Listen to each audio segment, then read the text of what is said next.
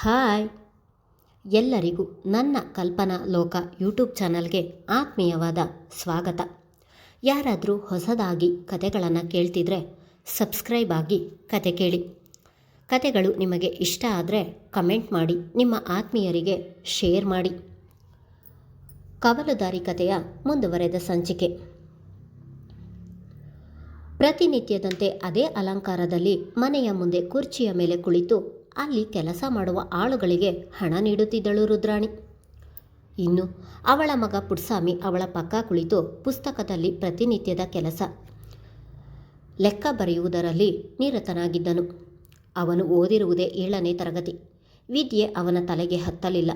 ಓದಲು ಬರೆಯಲು ಬರದಿದ್ದರೂ ತನಗೆ ತಿಳಿದಷ್ಟು ಲೆಕ್ಕ ಮಾಡುತ್ತಾನೆ. ಆ ಲೆಕ್ಕ ಎಷ್ಟರ ಮಟ್ಟಿಗೆ ಸರಿಯಾಗಿರುತ್ತದೆ ಎಂದು ಅವನಿಗೂ ಕೂಡ ಗೊತ್ತಿಲ್ಲ. ತೆಗೆದುಕೊಂಡಿರುವ ಸಾಲವನ್ನು ತೀರಿಸಲು ಆಗದೆ ಆ ಮನೆಯಲ್ಲಿ ಉಚಿತವಾಗಿ ದುಡಿಯುತ್ತಿರುವ ಜೀವಗಳು ಹಲವಾರು. ಇನ್ನು ಕಡಿಮೆ ಕೂಲಿ ನೀಡಿದರೂ ಸಹ ಪ್ರತಿದಿನ ಕೆಲಸ ಸಿಗುತ್ತದೆ ಎಂದು ಯೋಚಿಸಿ ಕಡಿಮೆ ಹಣಕ್ಕೆ ದುಡಿಯುತ್ತಿರುವವರು ಹಲವಾರು ಜನರು. ಪಂಚೆಯನ್ನು ಮೇಲೆ ಕಟ್ಟಿ ಕೈಯಲ್ಲಿ ಮಚ್ಚು ಹಿಡಿದು ಬರುತ್ತಿದ್ದ ವೀರಣ್ಣನನ್ನು ನೋಡಿ ಒಂದು ಕ್ಷಣ ಹೆದರಿದ ರುದ್ರಾಣಿ ಎದ್ದು ನಿಂತಳು. ಪುಟ್ಸ್ವಾಮಿ ಮಾತ್ರ ತಲೆ ತಗ್ಗಿಸಿ ಬರೆಯುವುದರಲ್ಲಿ ನಿರತನಾಗಿದ್ದನು. ಆದರೆ ಪುಟ್ಸ್ವಾಮಿಯ ಪಕ್ಕ ನಿಂತಿದ್ದ ತಿಮ್ರಾಯ ವೀರಣ್ಣ ಹಿಡಿದಿದ್ದ ಮಚ್ಚು ನೋಡಿ ಆಗಲೇ ನಡುಗುತ್ತಿದ್ದನು.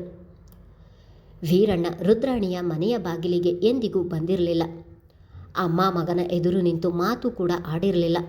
ಆದರೆ ಅವರು ಮಾಡಿದ ಮೋಸವನ್ನು ಊರಿನವರು ಹೇಳಿದ್ದರಿಂದ ವೀರಣ್ಣನವರಿಗೆ ಇಬ್ಬರು ಎಂಥವರು ಎಂದು ತಿಳಿಯುತ್ತಿತ್ತು. ತನ್ನ ಪಾಡಿಗೆ ತಾನು ದನದ ದಲ್ಲಾಳಿ ವ್ಯಾಪಾರ ಮಾಡಿಕೊಂಡು ಅದರಿಂದ ಬಂದ ಹಣದಲ್ಲಿ ತಪ್ಪು ಮಾಡದೆ ಯಾರ ಮುಂದೆಯೂ ತಲೆಬಾಗದೆ ಸ್ವಾಭಿಮಾನಿಯಾಗಿ ಬದುಕುತ್ತಿರುವ ವೀರಣ್ಣ ಮಚ್ಚು ಹಿಡಿದು ಹೀಗೆ ಮನೆಯ ಮುಂದೆ ಬರುತ್ತಿರುವುದಕ್ಕೆ ಕಾರಣ ಏನಿರಬಹುದು ಎಂದು ತಿಳಿಯದೆ ಗೊಂದಲದಲ್ಲಿಯೇ ಅವರನ್ನು ನೋಡುತ್ತಾ ನಿಂತಳು ರುದ್ರಾಣಿ. ತನ್ನಿಂದ ಸ್ವಲ್ಪ ದೂರದಲ್ಲಿ ಬಂದು ಕಣ್ಣುಗಳನ್ನು ಕೆಂಪು ಮಾಡಿಕೊಂಡು ಕೋಪದಲ್ಲಿಯೇ ಮಚ್ಚು ಹಿಡಿದು ನಿಂತ ವೀರಣ್ಣನನ್ನು ನೋಡಿದವಳು, ಯೋನ್ಲ ವೀರಣ್ಣ ಎಂದು ರುದ್ರಾಣಿ ಹೇಳುತ್ತಿದ್ದ ಹಾಗೆ ತಾಯಿಯ ಮಾತು ಕೇಳಿದವನು ಒಡನೆಯೇ ತಲೆ ಎತ್ತಿ ನೋಡಿದನು ಪುಟ್ಸ್ವಾಮಿ. ಅಲ್ಲಿ ವೀರಣ್ಣನನ್ನು ನೋಡಿ ಭಯದಲ್ಲಿ ಎದ್ದು ನಿಂತನು. ಅವರು ನಮ್ಮ ಮನೆಗೆ ಮಚ್ಚು ಹಿಡಿದು ಯಾಕೆ ಬಂದಿದ್ದಾರೆ ಎನ್ನುವ ಅಂದಾಜು ಸಿಕ್ಕಿ ಅವನ ಮುಖದ ಮೇಲೆ ಆಗಲೇ ಬೆವರ ಹನಿ ಮೂಡಿದವು. ಮಚ್ಚು ಹಿಡ್ಕೊಂಡು ಹೊಲಕ್ಕೆ ಹೋಗೋದು ಬಿಟ್ಟು ದಾರಿ ತಪ್ಪಿ ನಮ್ಮನೆ ತವ ಬಂದುಬಿಟ್ಟಿದೀಯಾ? ಯಾಕೆ ಕಣ್ಣು ಮಂಜಾಗೈತಾ ಎಂದಳು ಗಂಭೀರದಲ್ಲಿ. ತನ್ನ ಒಳಗಿರುವ ಭಯವನ್ನು ಅಷ್ಟು ಸುಲಭವಾಗಿ ತೋರುಗೊಡಳು. ಅಲ್ಲದೆ ಯಾರ ಮುಂದೆಯೂ ತಗ್ಗಿದ ಧ್ವನಿಯಲ್ಲಿ ಮಾತನಾಡುವ ಜಾಯಮಾನ ಅವಳದಲ್ಲ. ನಾನು ದಾರಿ ತಪ್ಪಿ ಬಂದಿಲ್ಲ ರುದ್ರಾಣಿ. ದಾರಿ ತಪ್ಪಿರುವ ನಿನ್ನ ಮಗನಿಗೆ ಸರಿದಾರಿ ತೋರಿಸಿ ಹೋಗೋಣ ಎಂದು ಬಂದಿದ್ದೇನೆ. ಯಾಕೆ ಬಂದಿದ್ದೀನಿ ಅಂತ ಇಲ್ಲಿ ನಿಂತಿದ್ದಾನಲ್ಲ ನಿನ್ನ ಕುಲಪುತ್ರ, ಅವನನ್ನು ಕೇಳು, ಅವನೇ ಹೇಳ್ತಾನೆ ಎಂದು ಮಚ್ಚಿನ ಸಮೇತ ಕೈ ನೀಡಿ ಪುಟ್ಸ್ವಾಮಿ ಎಡೆಗೆ ನೋಡಿ ಹೇಳಿದರು. ಯೋನು, ನನ್ನ ಮಗನಿಗೆ ಸರಿದಾರಿ ತೋರಿಸ್ತೀಯ? ಅವನಿಗೆ ಸರಿದಾರಿ ತೋರ್ಸೋಕ್ಕೆ ನೀನ್ಯಾವೂರ ದಾಸಯ್ಯ ಅಂತೀನಿ? ಅವನಿಗೆ ಸರಿದಾರಿ ತೋರ್ಸೋಕ್ಕೆ ಅವನ ಅವ್ವ ನಾನಿನ್ನು ಗುಂಡ್ಕಲ್ ಥರ ಬದುಕಿವ್ನಿ ಎಂದ ತಕ್ಷಣ ಅವನು ಈ ರೀತಿ ಹಾಳಾಗಲು ನೀನೇ ಕಾರಣ. ತಾಯಿ ಸ್ಥಾನ ಏನು ಎಂಬುದನ್ನು ಅರಿತು ಅವನನ್ನು ಚಿಕ್ಕಂದಿನಿಂದಲೂ ತಿದ್ದಿ ಬುದ್ಧಿ ಹೇಳಿಕೊಂಡು ಬಂದಿದ್ದರೆ ಅವನು ಸರಿಯಾದ ದಾರಿಯಲ್ಲಿ ನಡೆಯುತ್ತಿದ್ದ. ನಿಮ್ಮಂಥವರನ್ನೇ ನೋಡಿ ನೂಲಿನಂತೆ ಸೀರಿ ತಾಯಿಯಂತೆ ಮಗಳು ಎನ್ನುವ ಮಾತನ್ನು ಇನ್ನು ಮುಂದೆ ತಾಯಿಯಂತೆ ಮಗ ಎಂದು ಬದಲಾಯಿಸಬೇಕು ನೋಡು ಎಂದು ವೀರಣ್ಣ ಹೇಳುತ್ತಿದ್ದ ಹಾಗೆ, ನನ್ನ ಮಂತವ ಬಂದು ನನ್ನ ಮುಂದೆ ಎದೆಯುಬ್ಬಿಸಿ ಮಾತಾಡುವಷ್ಟ ಪೊಗರೈತ್ಲ ನಿನಗೆ? ಇದರ ಪರಿಣಾಮ ಏನಾಗ್ತೈತೆ ಅಂತ ಗೊತ್ತೇನ್ಲ ನಿನಗೆ? ಆಗಲೇ ರುದ್ರಾಣಿಗೆ ಕೋಪ ತಾರಕಕ್ಕೇರಿತು. ಏನು ನನ್ನ ಹೆದರಿಸ್ತಿದ್ದೀಯಾ ರುದ್ರಾಣಿ? ಹಳ್ಳಿಯ ಮುಗ್ಧ ಜನರನ್ನು ಎದರಿಸಿ ನಿನ್ನ ಅಟ್ಟಹಾಸ ಮೆರೆಯುತ್ತಿದ್ದೀಯಲ್ಲ. ನನ್ನ ಬಳಿಯೂ ಹಾಗೆ ಮೆರೆಯಲು ಬರಬೇಡ. ನನ್ನ ಬಳಿ ಹಣ ಇಲ್ಲದೆ ಇರಬಹುದು, ಆದರೆ ಕೆಲವೊಂದು ಊರು ತಿರುಗಿ ಕಾನೂನು ಕಟ್ಟಳೆ ಬಗ್ಗೆ ಅಲ್ಪ ಸ್ವಲ್ಪ ತಿಳಿದುಕೊಂಡಿದ್ದೇನೆ. ಎಲ್ಲರನ್ನು ಕಾಲಕಸ ಮಾಡಿಕೊಂಡಿರುವ ನೀನು ನಿನ್ನ ಆಟವನ್ನು ನನ್ನ ಮುಂದೆ ತೋರಿಸಬೇಡ. ನಿಮ್ಮ ಈ ಗೊಡ್ಡು ಬೆದರಿಕೆಗೆಲ್ಲ ಹೆದರುವುದಿಲ್ಲ ಈ ವೀರಣ್ಣ ಎನ್ನುತ್ತಿದ್ದ ಹಾಗೆ ಕೋಪಗೊಂಡ ಪುಟ್ಸ್ವಾಮಿ, ಯೋನ್ಲ, ನಮ್ಮವ್ವನ ಮುಂದೆಯೇ ದನಿಯೋರಿಸಿ ಮಾತಾಡ್ತೀಯಾ? ಹೆಂಗೈತೆ ಮೈಗೆ ಎಂದು ವೀರಣ್ಣ ಅವರ ಕೊರಳ ಪಟ್ಟಿ ಬಿಗಿಯಾಗಿ ಹಿಡಿದು ಕೇಳಿದನು. ಪುಟ್ಸ್ವಾಮಿ ದೊಡ್ಡವರು ಚಿಕ್ಕವರು ಎನ್ನುವ ಕಿಲುಬು ಕಾಸಿನ ಮರ್ಯಾದೆಯನ್ನು ಯಾರಿಗೂ ಕೊಡುವುದಿಲ್ಲ ಅವನು. ಅಲ್ಲಿ ಇಬ್ಬರ ನಡುವೆ ಒಂದು ಕಾಳಗವೇ ಸೃಷ್ಟಿಯಾಗುವುದರಲ್ಲಿತ್ತು. ವೀರಣ್ಣ ಕೂಡ ಗಟ್ಟಿಮುಟ್ಟಾದ ಮನುಷ್ಯನೇ. ತಾನೇನು ಕಡಿಮೆ ಇಲ್ಲ ಎನ್ನುವಂತೆ ಒಂದು ಕೈಯಲ್ಲಿ ಅವನ ಕೊರಳ ಪಟ್ಟಿ ಹಿಡಿದು ಇನ್ನೊಂದು ಕೈಯಲ್ಲಿ ಇದ್ದ ಮಚ್ಚನ್ನು ಅವನ ಕುತ್ತಿಗೆಯ ಬಳಿ ಹಿಡಿದಿದ್ದರು. ಅವರು ಕುತ್ತಿಗೆಯ ಬಳಿ ಮಚ್ಚು ಹಿಡಿಯುತ್ತಿದ್ದ ಹಾಗೆ ಕ್ಷಣ ಹೆದರಿದರೂ ಅದನ್ನು ತೋರುಗೊಡದೆ ವೀರಣ್ಣ ಅವರ ಕೊರಳ ಪಟ್ಟಿ ಬಿಗಿ ಮಾಡಿದನು. ದೊಡ್ಡವರ ಮುಂದೆ ಹೇಗೆ ಮಾತಾಡಬೇಕು, ಹೇಗೆ ನಡೆದುಕೊಳ್ಳಬೇಕು ಎಂಬುದನ್ನು ಗೊತ್ತಿಲ್ಲದೆ ಇರುವ ಅನಾಗರಿಕ ನೀನು. ಈ ನಿನ್ನ ನಡವಳಿಕೆಯಿಂದಲೇ ನಿನ್ನವ್ವ ನಿನಗೆ ಎಷ್ಟು ಚೆನ್ನಾಗಿ ಸಂಸ್ಕಾರ ಕಲಿಸಿದ್ದಾಳೆ ಎಂದು ತಿಳಿಯುತ್ತದೆ. ಈಗ ನೀನು ನನ್ನ ಬಿಡಲಿಲ್ಲ ಅಂದರೆ ಆಡು ಕುರಿ ಕತ್ತರಿಸಿದ ಹಾಗೆ ನಿನ್ನ ಕತ್ತನ್ನು ಸೀಳಿ ಬಿಡ್ತೀನಿ. ನಿನ್ನಂಥ ರಾಕ್ಷಸನ ಸಂಹಾರ ಮಾಡಿ ನಾನು ಜೈಲಿಗೆ ಬೇಕಾದರೆ ಹೋಗಲು ತಯಾರಿದ್ದೀನಿ ಎನ್ನುವ ವೀರಣ್ಣ ಅವರ ಕೋಪದ ಮಾತುಗಳನ್ನು ಕೇಳಿ ಹೆದರಿ ಒಡನೆಯೇ ಅವರ ಕೊರಳ ಪಟ್ಟಿ ಬಿಟ್ಟು ನಿಂತನು. ತಿಮ್ರಾಯ ಮಾತ್ರ ಇಬ್ಬರ ನಡುವೆ ನಡೆಯುತ್ತಿದ್ದ ಜಟಾಪಟಿ ನೋಡಿ ಹೆದರಿ ಒಂದಕ್ಷರ ಬಾಯಿ ಬಿಡದೆ ನಿಂತಲ್ಲಿಯೇ ಕಲ್ಲಾಗಿ ನಿಂತನು.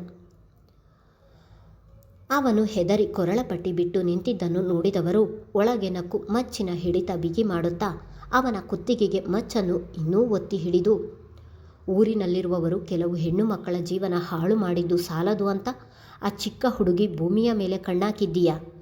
ಹೇಗಿದ್ರೂ ಅವಳು ವಿಧ್ವೆ, ಅವಳ ಅಪ್ಪ ಕೈಲಾಗದವನು, ಅವಳಿಗೆ ಹೇಳುವವರು ಕೇಳುವವರು ಯಾರೂ ಇಲ್ಲ ಎಂದು ತಿಳಿದಿದ್ದೀಯಾ?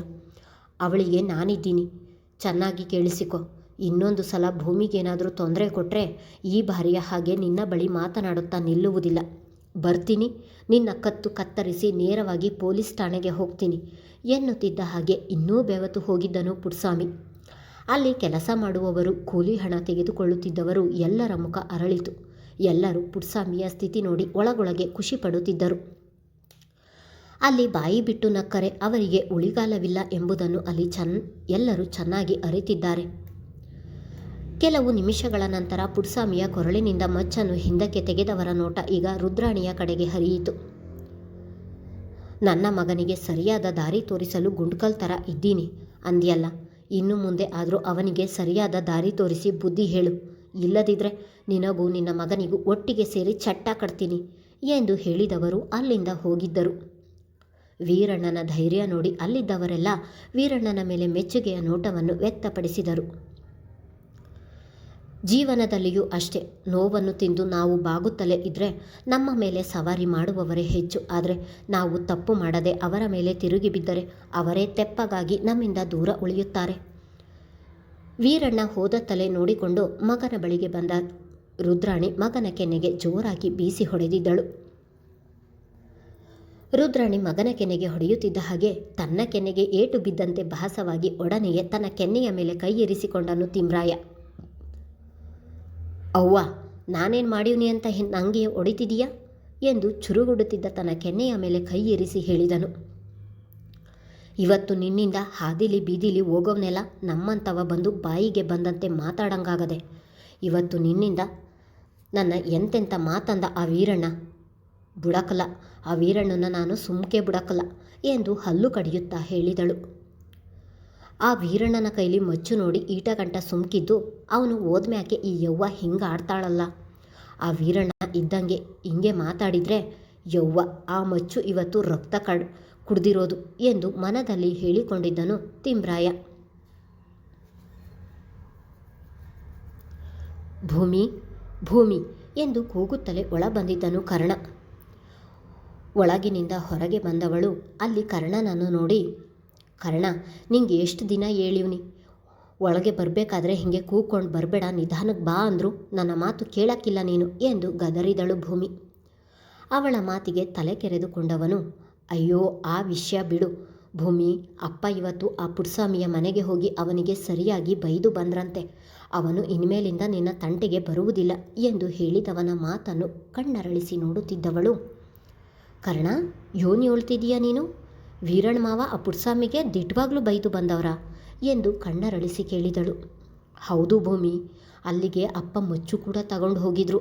ಆ ಮಚ್ಚು ನೋಡಿಯೇ ಹೆದರಿದ್ದಾನೆ ಅವನು. ಇನ್ನು ಅವನು ನಿನ್ನ ತಂಟೆಗೆ ಬರುವುದಿರಲಿ, ಇತ್ತ ಕಡೆ ತಲೆ ಹಾಕಿ ಕೂಡ ಮಲಗಲು ಹೆದರುತ್ತಾನೆ ಎಂದು ನಗುತ್ತಲೇ ಹೇಳಿದನು.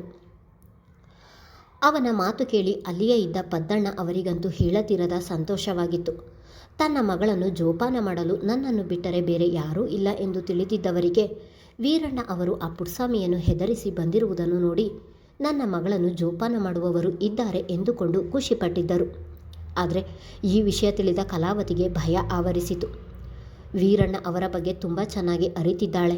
ಅವರು ಯಾವುದೇ ವಿಷಯವನ್ನು ಅಷ್ಟು ಸುಲಭವಾಗಿ ಬಿಡುವುದಿಲ್ಲ. ಇನ್ನು ಆ ಪುಟ್ಸ್ವಾಮಿಗೆ ಹೆದರಿಸಿ ಬಂದಿರುವುದರಿಂದ ಅವನ ಕೋಪ ತನ್ನೆಡೆಗೆ ತಿರುಗುತ್ತದೆ ಎಂದು ಯೋಚಿಸಿದವಳ ಭಯ ದುಪ್ಪಟ್ಟಾಯಿತು. ಭೂಮಿ, ಮುಂದಿನ ವಾರವೇ ಪರೀಕ್ಷೆ.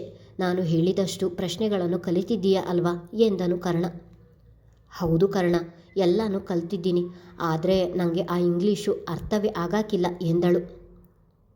ಗಣಿತವನ್ನು ಹಾಗೆ ಹೇಳ್ತಿದ್ದೆ, ಆದರೆ ನಾನು ಹೇಳಿಕೊಟ್ಟ ನಿನಗೆ ಅರ್ಥವಾದ ಮೇಲೆ ಹೇಗೆ ಖುಷಿಪಟ್ಟೆ ನೋಡು. ಇದೂ ಕೂಡ ಹಾಗೆಯೇ. ಇವತ್ತು ನಿನಗೆ ನಾನು ಇಂಗ್ಲೀಷ್ ಹೇಳಿಕೊಡಲೇ ಬಂದಿದ್ದು. ನಿನಗೆ ಹೇಳಿಕೊಟ್ರೆ ನಾನು ಕೂಡ ಕಲಿತ ಹಾಗೆ ಆಗುತ್ತದೆ. ಇವತ್ತು ನಾನು ಹೇಳುವಷ್ಟು ಪ್ರಶ್ನೆಗಳನ್ನು ಕಲಿಯಲೇಬೇಕು ಎಂದು ಅವಳನ್ನು ಕೂರಿಸಿ ತಾನು ಅವಳ ಪಕ್ಕ ಕುಳಿತನು.